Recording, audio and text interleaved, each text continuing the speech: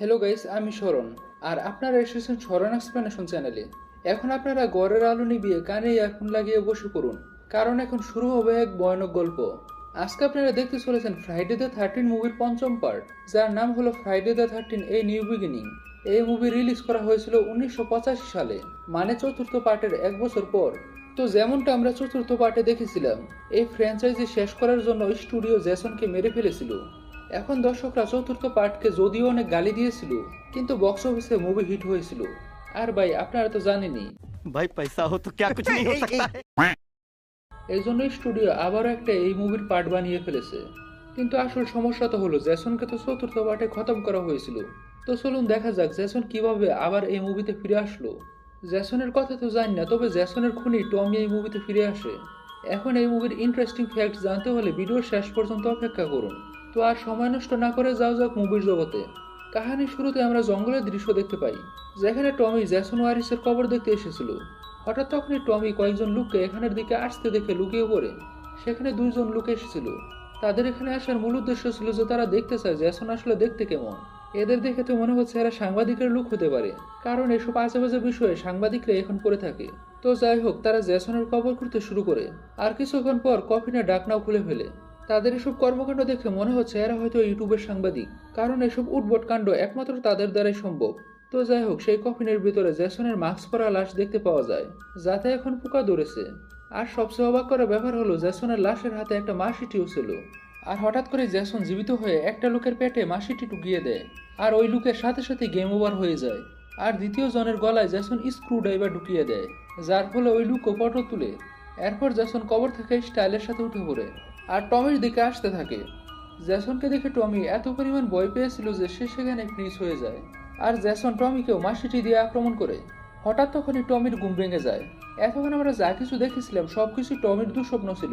টমি এখন বড় হয়ে গিয়েছে, কিন্তু এখনো সে জেসনের ভয়ানক স্বপ্ন দেখতে থাকে। আসলে টমি ছোট বয়সেই এত পরিমাণে ভায়োলেন্স দেখেছিল, আর জেসনকে নিজ হাতে খুন করার ফলে টমির ব্রেনের উপর অনেক বাজে প্রভাব পড়েছে। টমি নিজেকে ঠিক করার জন্য অনেকগুলো হসপিটালে গিয়েছিল, কিন্তু তার কোনো পরিবর্তন বা লাভই হয়নি। তো যাই হোক, এখন বর্তমানে তাকে মেন্টাল ইনস্টিটিউট থেকে পিনহার্স্ট হাউসে ট্রান্সফার করা হয়েছে।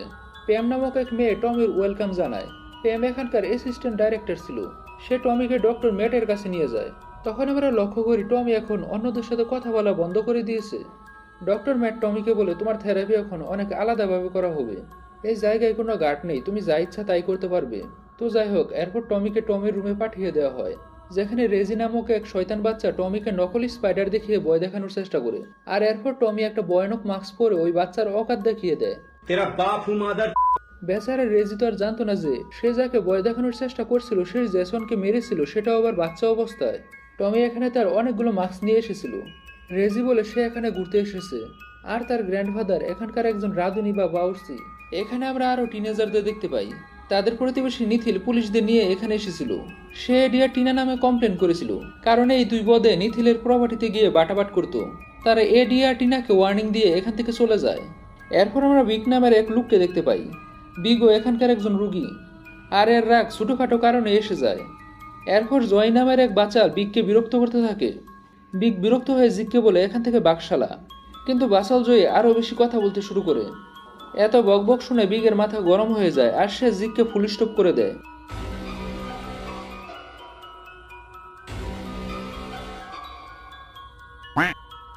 এরপর পুলিশরা বিগকে অ্যারেস্ট করে, আর দুইজন প্যারামিস্ট জয়ের বোর্ডে নিয়ে যায়। রাতের সময় আমরা দুইজন লোককে দেখতে পাই, যাদের গাড়ি জঙ্গলের রাস্তায় নষ্ট হয়ে গিয়েছিল। তো যাই হোক, সেখানে এক রহস্যময় কিলার ওই দুজনকে মেরে ফেলে। এখন আমরা জানি এই কিলারটা জেসন, কিন্তু যতক্ষণ পর্যন্ত না তার ফেস দেখানো হবে আমরা তাকে কিলার বলে সম্বোধন করব। অন্যদিকে টমি এখনো জেসনকে দেখতে পাচ্ছিল, যা হচ্ছিল টমির মানসিক সমস্যার কারণে। তো যাই হোক, এরপর রেজি সবাইকে ব্রেকফাস্ট করার জন্য আসতে বলে। আর এদিকে এডি মাস্ক পরে টমিকে ভয় দেখায়, যার ফলে টমির মাথা গরম হয়ে যায়, আর সে এডিকে টেবিলের উপর F5 দিয়ে দেয়। এরপর ম্যাট এসে টমিকে শান্ত করে। সেই দিন রাত্রে সেই কিলার এসে একজন ওয়েটার আর তার বয়ফ্রেন্ডকে মেরে ফেলে। এসব খুন দেখে শেরিফের মনে হয় এসবের পিছনে জেসন রয়েছে, কিন্তু সবচেয়ে বড় কথা হলো জেসন তো অনেক বছর আগেই মারা গিয়েছে। অন্যদিকে এডি আর টিনাকে অনেক নিষেধ করার পরও জঙ্গলে মঙ্গল করতে চলে যায়। আর জফরি নামের এক লোক বাটাবাটের দৃশ্য লাইভ দেখছিল, আর তার হাতের ব্যায়াম করছিল। কিন্তু বেচারার ভাগ্য খারাপ ছিল, কারণ সে সেখানে একা ছিল না, তার পাশে কিলারও ছিল। আর সেই কিলার জফরিকে সেই অবস্থায় খতম করে দেয়। এরপর যখন এডি একটু দূরে যায়, তখন কিলার টিনাকে বস্ত্রহীন অবস্থায় কেচি দিয়ে মাথাকে একদম লেটাবেটা করে দেয়, ফলে টিনাও টপকে যায়। কিছুক্ষণ পর যখন সেখানে এডি আসে, তখন কিলার পিছন থেকে একটি বেল্টের মাধ্যমে এডির মাথাকে বর্তা করে ফেলে, যার মানে সিম্পল, এডিও মারা যায়। রাতের সময় রেজি তার ভাই ডিমানের সাথে দেখা করতে যাচ্ছিল। প্যাম তাকে নিয়ে যাচ্ছিল। সে টমিকেও তাদের সাথে যেতে বলে। প্যাম আর রেজি ডিমানের সাথে দেখা করে। আর টমি বাহিরেই ছিল। বাইরে টমি এক গুন্ডা লোক দেখতে পায়, যে কোনো কারণ ছাড়াই টমির সাথে ঝগড়া শুরু করে দেয়। ফলে টমির মাথা গরম হয়ে যায়, আর টমি সাবান ছাড়াই ধুলাই শুরু করে। আর রোমান রিন্সের সুপারম্যান পাঞ্চু মেরে দেয়। তখন প্যাম এসে টমিকে থামায়, আর টমি রাগ করে জঙ্গলের ভিতরে চলে যায়। প্যাম আর রেজি সেখান থেকে ফেরত চলে যায়। তাদের চলে যাওয়ার পরপরই ডেমিন আর তার গার্লফ্রেন্ডকে কিলার মেরে ফেলে। এরপর কিলার সেই জগরাটে লোকের গর্দান কেটে ফেলে, আর ওই লোকের মাকেও মেরে ফেলে। অন্যদিকে প্যাম আবার হাউসে ফিরে আসে। তখন প্যাম জানতে পারে এডি আর টিনা এখনো ফিরে আসেনি, আর ম্যাট এবং জর্জের এখনো কোনো খোঁজ পাওয়া যায়নি। এজন্য প্যাম জেকে ইনচার্জ বানিয়ে বাকিদের খোঁজার জন্য বের হয়। এরপর যে রবিনের সাথে টিভি দেখার সময় সে রবিনকে প্রপোজ করে বসে, কিন্তু রবিন বাকশালা বলে তাকে তাড়িয়ে দেয়। এরপর সে ওয়াইল্ডের রুমে যায় তার মনের দুঃখ প্রকাশ করতে, কিন্তু ওয়াইল্ড এখন হিরো আলমের ডিজে গান শুনতে ব্যস্ত ছিল, এজন্য সে জেকে পাত্তা দেয় না। বেচারা যে তখন মনের দুঃখে একা হয়ে তার রুমের দিকে যাচ্ছিল। ঠিক তখনই কিলার চলে আসে জের দুঃখ দূর করতে, আর সে জেকে খতম করে দেয়। কারণ কিলারের লজিক, না থাকবে যে আর না থাকবে তার দুঃখ। জে এর সাথে সাথে মুভির এন্ড হয়। এজন্য রবিন তার রুমে চলে আসে ঘুমানোর জন্য। তখন সে তারই সামনে জের লাশ দেখতে পায়। হঠাৎ তখনই কিলার রবিনের বেটের নিচ থেকে মাসিটি দিয়ে স্ট্যাপ করে রবিনকে মেরে ফেলে। এত কিছু হওয়ার পরও ওয়াইল্ড কিছুই বুঝতে পারেনি ডিজি মিউজিকের সাউন্ডের জন্য। আর ওয়াইল্ড এটাও বুঝতে পারেনি তার পিছনে এখন কিলার রয়েছে। ওয়াইল্ড যখনই পিছনে তাকায়, তখনই কিলার ওয়াইল্ডের গলা চেপে উপরে উঠিয়ে ফেলে, আর পেটে ছুরি দিয়ে স্ট্যাপ করতে থাকে, যার ফলে ওয়াইল্ডেরও মৃত্যু হয়ে যায়। এসবের শব্দ শুনে নিচের রুম থেকে রেজি জেগে যায়।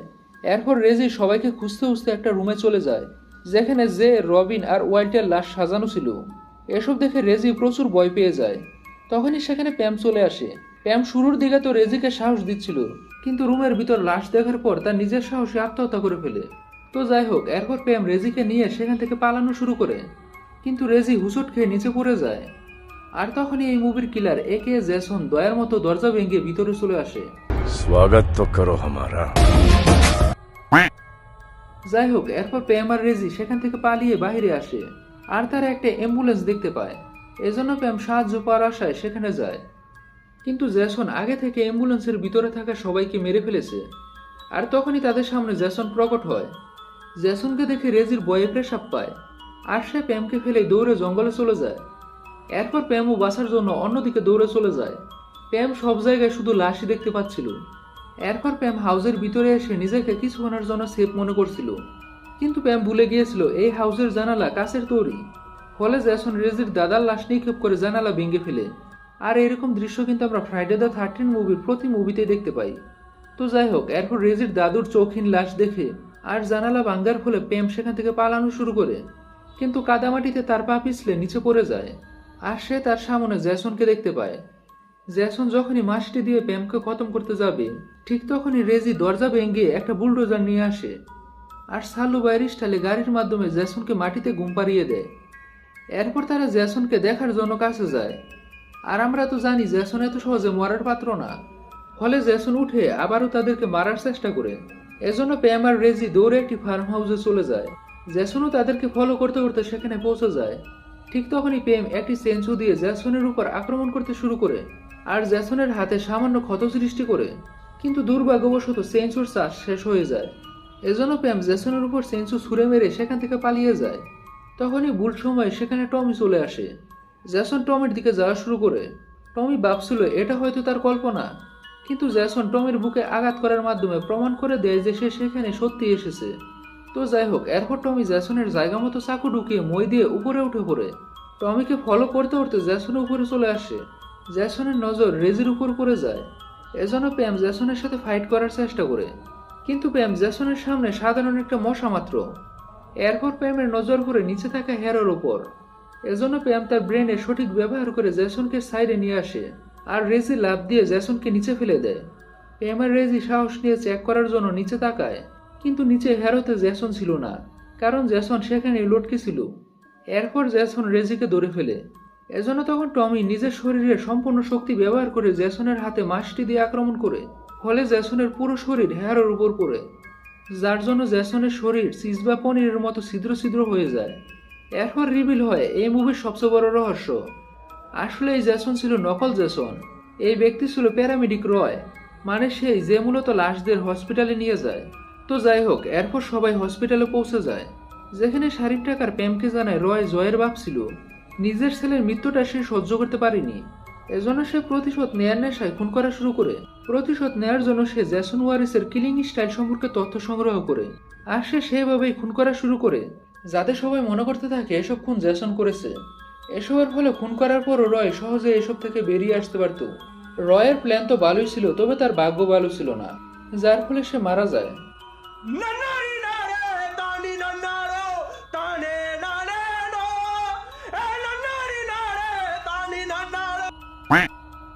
তো যাই হোক, এরপর আমরা দেখি টমির জ্ঞান ফিরেছে, এজন্য প্যাম তাকে দেখার জন্য সেখানে চলে যায়। তখনই টমি মাছিটি দিয়ে প্যামকে মেরে ফেলে, কিন্তু এটা টমির একটা দুঃস্বপ্ন ছিল। এখন সে আবারও জ্যাসনকে দেখতে পাচ্ছিল, যেটা তার দৃষ্টিভ্রম বা হেলুসিনেশন ছিল। কিন্তু এইবার সে মনের সাহস নিয়ে জ্যাসনের দিকে তাকিয়ে থাকে, ফলে জ্যাসন সেখান থেকে গায়েব হয়ে যায়। এরপর টমি জ্যাসনের মাস্ক পরে নেয়। কিছুক্ষণ পর যখনই প্যাম টমিকে দেখতে আসে, তখনই টমি ছুরি নিয়ে প্যামকে আক্রমণ করে, আর এই মুভি এখানেই শেষ হয়ে যায়। এখন শেষের দৃশ্য দেখে আপনারা বেশি চিন্তা করবেন না, শেষের দৃশ্যে যা ঘটেছে সেটাও টমির দুঃস্বপ্ন ছিল। আসলে ডিরেক্টর পরবর্তী পার্টে টমিকেই নতুন জ্যাসন বানাতে চেয়েছিল, কিন্তু দর্শক আর ফ্যানদের ভরপুর গালি খাওয়ার ফলে তাদের এই প্ল্যান ক্যান্সেল করতে হয়। মূলত দর্শকরা নকল জ্যাসনকে একদমই পছন্দ করেনি, সবাই পুরানো জ্যাসনকে দেখতে চায়। সবাই এই পার্ট এজন্যই দেখেছিল কারণ সবাই মনে করেছিল যে পুরানো জ্যাসন এই মুভিতে ফেরত আসবে। এখন মাথা বর্ত হওয়ার পরও কিভাবে জ্যাসন ফিরে আসবে, এই চিন্তায় পঞ্চম পার্টের মানে এই পার্টের হাইপ বেড়েছিল। কিন্তু মুভি দেখার পর দর্শকদের গালির রেকর্ড তৈরি হয়, যার ফলে ডিরেক্টর বাধ্য হয়ে নিজের ভুল ঠিক করে আর পুরানো জ্যাসনকে আবারও ফিরিয়ে নিয়ে আসে। আর জ্যাসনকে এমনভাবে ফিরিয়ে নিয়ে আসে যার ফলে জ্যাসন এখন হরর লিজেন্ড। এখন যারা যারা জানতে চান জ্যাসন কেন এত পপুলার হয়েছে, কিভাবে তার মাথা বর্তা হয়ে যাওয়ার পরও ফিরে আসবে, এসব জানার জন্য 6 নম্বর পার্টের অপেক্ষা করুন, যা আমি স্বল্প সময়ের মধ্যে নিয়ে আসবো। তো যাই হোক, এই মুভিটি নিয়ে কিছু ইন্টারেস্টিং ফ্যাক্ট জানা যাক। এই মুভি দর্শকদের গালি খাওয়ার রেকর্ড করলেও বক্স অফিসে আয়ের রেকর্ড করেছে। এই মুভি $2.2 মিলিয়ন তৈরি হয়ে $22 মিলিয়ন আয় করেছিল। হয়তো সেই সময়ের মানুষরা এসব মুভিতে মানে স্ল্যাশার মুভিতে দুইটি জিনিসই বেশি চাইতো, অনেক বেশি কিলস আর অনেক বেশি বাটাবাট। আর এই দুইটি জিনিসই এই মুভিতে সবচেয়ে বেশি পরিমাণে রয়েছে। এই মুভি ডিরেক্টর ছিল আগে অশ্লীল মুভি ডিরেক্টর। এই মুভি ডিরেক্টর শুধু অভিনেতা আর অভিনেত্রীদের কাপড় খোলার জন্য বলতো, আর সব সময় গাজার নেশায় পড়ে থাকতো, আর জেকে তাকে গালি দিত, যেটার জন্য সকল ক্রু মেম্বারই বিরক্ত ছিল। ক্রু মেম্বারের হয়তো অভিশাপ লেগে গিয়েছিল, কারণ এই মুভির পর ডিরেক্টরের অনেক ভয়ানক অ্যাক্সিডেন্ট হয়, আর সুস্থ হওয়ার পরও সে আর কোনো মুভিতে কাজ করার সুযোগ পায়নি। এই মুভির অনেক অভিনেতা আর অভিনেত্রী জানতোই না যে এটা ফ্রাইডে দ্য 13 মুভি। বিশেষ করে টমের চরিত্রে থাকা অভিনেতা সে জানতোই না যে সে ফ্রাইডে দ্য 13 মুভিতে কাজ করছে। আর সে সত্য জানার পর অনেক বেশি হতাশ হয়েছিল, কারণ সেই মুভির প্রস্তুতির জন্য অনেকদিন মেন্টাল হসপিটালে ছিল। কিন্তু ফ্রাইডে দ্য 13 মুভিতে তো অভিনয় আর স্ক্রিপ্ট কাজে লাগে না, শুধু কাজে লাগে ভয়ানক ভয়ানক কিলস আর আনলিমিটেড বাটাবাট।